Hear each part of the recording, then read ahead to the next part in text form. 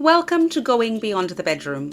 I'm your host, Natalie, and I'm thrilled to be bringing you this episode of my little podcast.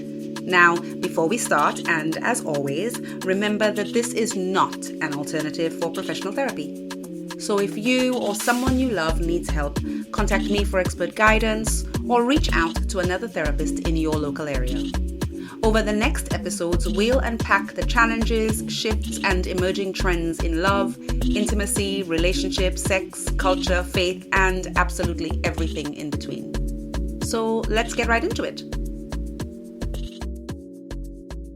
Welcome back to Going Beyond the Bedroom. I'm your host, Natalie, and if today's conversation seems a little different to what you thought, that's because it is. Due to listener request, I'm retitling this episode Stuck in the Middle, when you're not sure that you want your marriage anymore.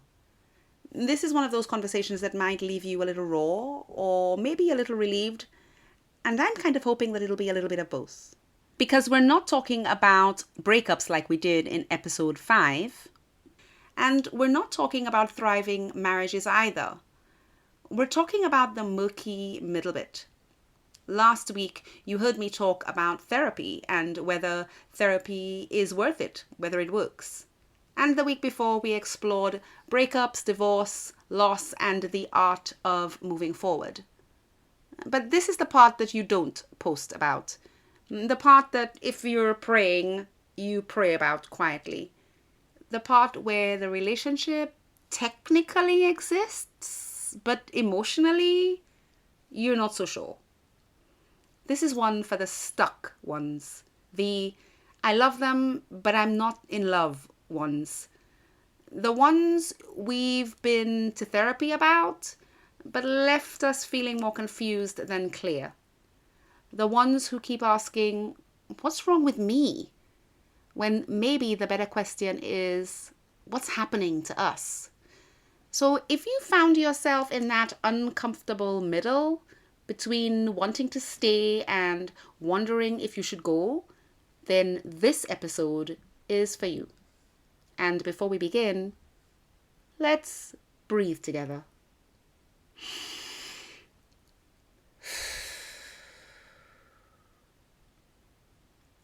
The ache that doesn't have a name. There's a kind of grief that comes from being in limbo.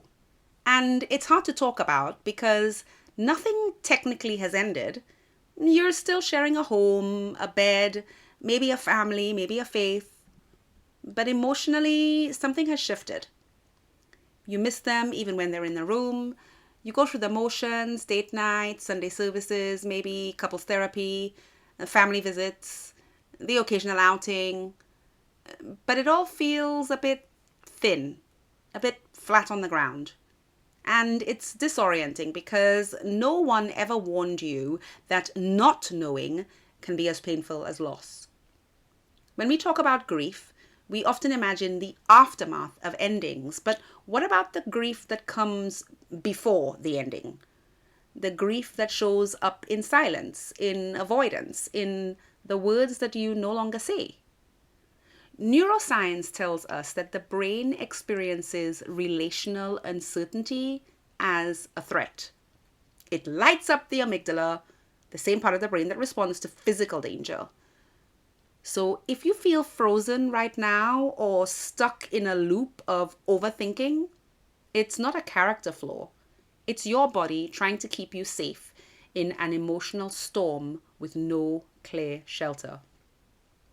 Dr. William Doherty calls this emotional state ambivalence. Ambivalence is not lack of caring.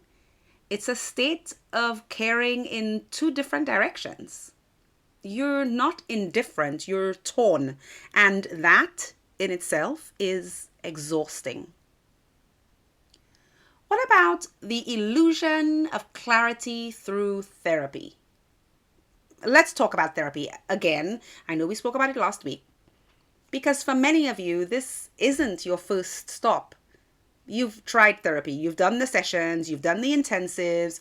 You've done all of the courses. You've read all of the books. You've sat across from someone, maybe even someone like me, hoping they'd hand you a magic wand, a framework, a checklist, a feeling of certainty. And maybe for a while it helped. Maybe, just maybe, it didn't fix you. Or at least it didn't fix what you hoped that it would. And if that's the case, I want to say it doesn't mean that therapy has failed. But it may mean that therapy hasn't yet done deep enough work. It hasn't gone far enough. Or that it gave you insight but not clarity. Here's something that most therapists won't tell you. Therapy is not designed to make your decisions for you. I'm going to say that again. Therapy is not designed to make the decisions for you. Neither is therapy designed, especially if you're in couples therapy, for the therapist to pick a side or help you to pick one. Therapy is only designed to give you space, to help you see more clearly. But it won't actually always lead you to a yes or no. Sometimes it just gives you a more articulate, I don't know. A recent study from the American Psychological Association found that nearly 1 in 3 couples feel more uncertain during the early stages of therapy, not because therapy is failing, but because they're finally telling the truth. And early stages don't just mean months 1 to 5.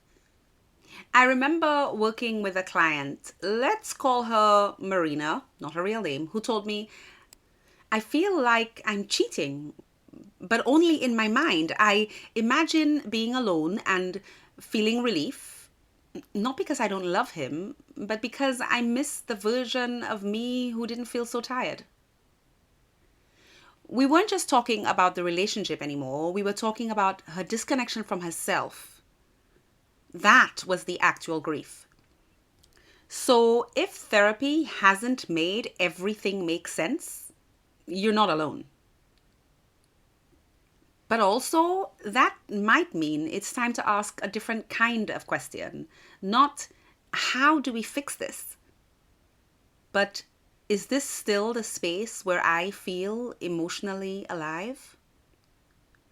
This question may be a harder question, but it might be the one that you need to ask. How do we name the kind of stuck that we're in? Let's try to name where you might be. Not to label or box you in, but to help you orient yourself, because clarity often begins with language. In my work, I see a few common types of stuckness. First, there's productive stuckness. You're engaged actively, you're trying, you're exhausted, but you haven't given up yet. You still want something to shift, even if you don't know how. Then there's avoidant stuckness. You're paralyzed, not because you don't care, but because the consequences of change feel too big. You're worried about the kids, the family, your parents, society, your clubs, and the country house. You stay busy to stay distracted. And then there's the emotional exit. You haven't left physically, but emotionally, you're halfway out the door. You're showing up in the calendar, but not in the heart of the relationship. You're keeping the peace, managing appearances, but inside, you've checked out. You're already gone. None of these stucknesses make you a bad partner. They make you a human being caught between what once was and what is now. But here's what I'll say, and I say this with deep tenderness. Functional doesn't always mean flourishing. Surviving together isn't the same as loving well. So before we talk about what keeps us stuck, let me ask you a few questions. When did you last feel like your full self in this relationship? Are you holding on out of hope or out of habit? And who are you becoming as you stay silent? Remember that this is not about rushing your process. The podcast is not a substitute for traditional therapy or spiritual counsel, should that be what you need. But my questions are meant to wake up the part of you that's still in there whispering, there has to be more than this. And maybe the real fear isn't leaving. Maybe it's naming the truth out loud. So let's talk about why doing that is so hard, especially if your culture, your family, your faith, or community has taught you that staying silent is a virtue. When faith, culture, and legacy keep you quiet, it's time to ask some more questions. So let's name the layer that most people won't talk about out loud. For many, especially those raised in deep, traditional, faith-based, collectivist, or traditional cultures, marriage isn't only about love.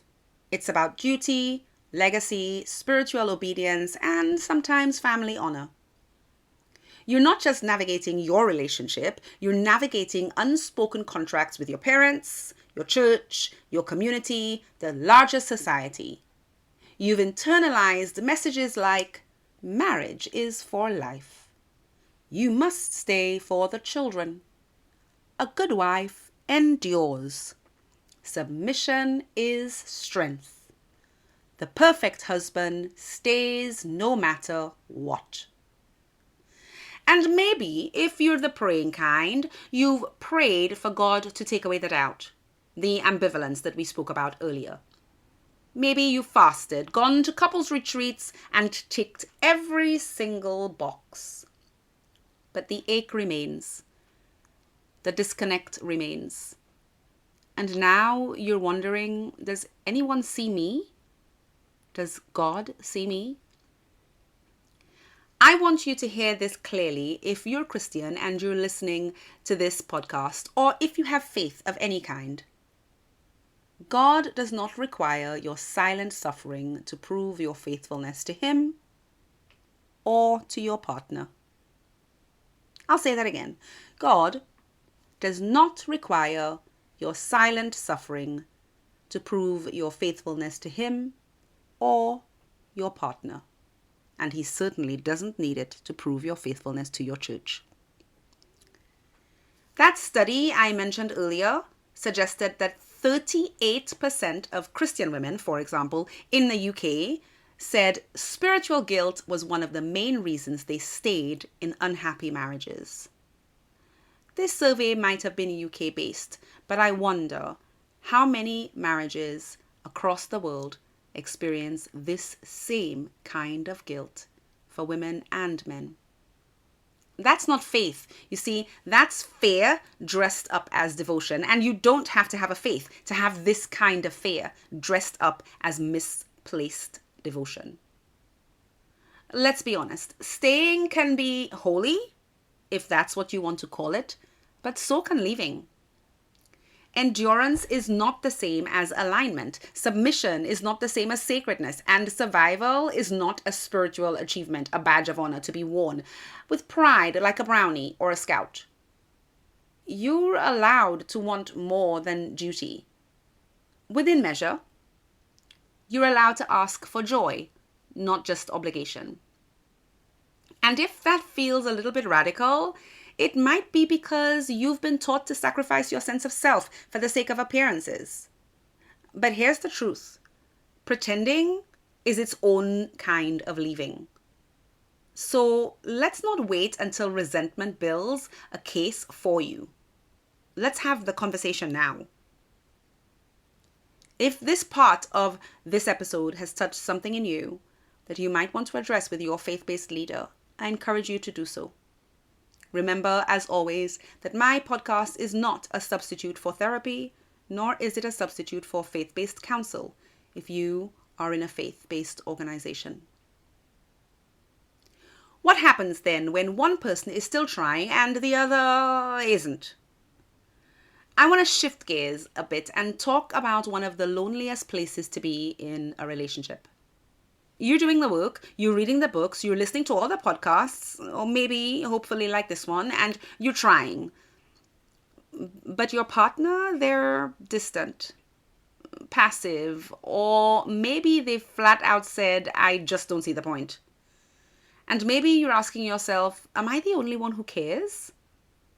Or worse, what does it say about me if I'm holding onto this alone? Esther Perel calls this kind of grief erotic grief. It's not about infidelity, but it's about the absence of closeness, the longing that goes unmet, the pain of reaching and not being reached for in exchange. Sue Johnson reminds us that love is an attachment bond. And when your person turns away, emotionally, spiritually, physically, it activates our deepest abandonment fears. This is why it hurts like hell. It's not about the dishes or the phone addiction. It's about, are you still choosing me? Am I still safe here? And if they're not willing to do the work, here's what you need to know. You cannot fix this relationship alone. You cannot convince someone to heal with you. You can't overfunction your way to connection. But you can protect your own heart while giving them the space to either re-engage or not. And that is where the crossroad begins. Pause, persist, or part. So what now? You've done the waiting, you've done the protecting your heart and giving them space to either re-engage or not. But what do you do when you're stuck, tired, hopeful, and yet still unsure? This is where most people want a checklist, a definitive path. But real relationships do not come with formulas. They come with discernment. And discernment, that's a deeper work. Here's how I break it down for my clients. Pause. You don't have to make a decision today. Sometimes the next right step is to step back. That might mean a break from couples therapy, or taking a solo weekend away, or simply deciding not to pretend for a little while. Then persist. If you're going to stay, stay with intention. That doesn't mean tolerating disrespect. It means asking, what needs to change for me to stay engaged here with a whole heart? Part. If the truth you've been avoiding is that this isn't working, then let that truth have space. Parting doesn't always mean failure. Sometimes it's the most loving thing you can do for both of you. There's no shame in choosing yourself when the relationship no longer reflects mutual care. Whatever you choose, choose from clarity, not fear. Choose from alignment, not guilt. Your grounding practices for the in-between matter. If you're still sitting in that middle place, here's what I want to offer you. Some anchors to hold on to while clarity is still forming. Start your mornings with this simple question. What's true today? Not what you wish was, not what your mother, your pastor, your friends, the people in your office, not what they want to be true, just today's truth. Keep a feelings log, not a gratitude list, not a to-do list, just feelings. One a day, unfiltered, unjudged. Talk to someone outside the emotional triangle. A therapist, maybe. A spiritual director, if you need one. A coach. Someone who can hold space without any agenda. And finally, bring your body with you. When the mind spirals, let your body ground you. Touch something cold, walk barefoot on the ground in the grass, sit in silence, breathe slowly. Place your hand on your chest and whisper, I am safe.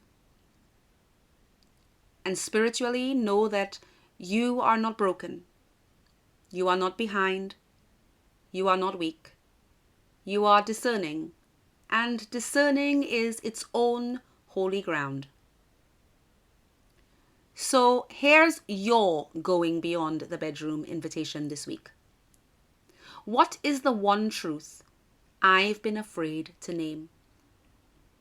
Am I holding on because I still believe in this love? Or because I'm afraid of what it would mean to let go? And what would it look like to choose alignment over endurance? Share your thoughts with me on socials at @LTAStherapy. Tag the episode, send me a message, or pass this to someone who's been carrying their silence for too long.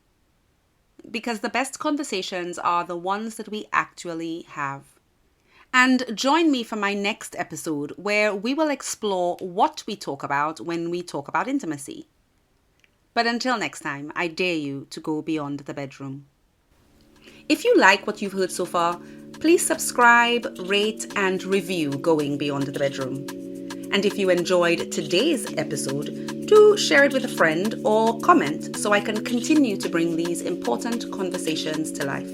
Follow me on social media at @LTAStherapy and subscribe for intimate insights and behind-the-scenes thoughts and discussions on my B-side. Catch you next time as we rethink modern love.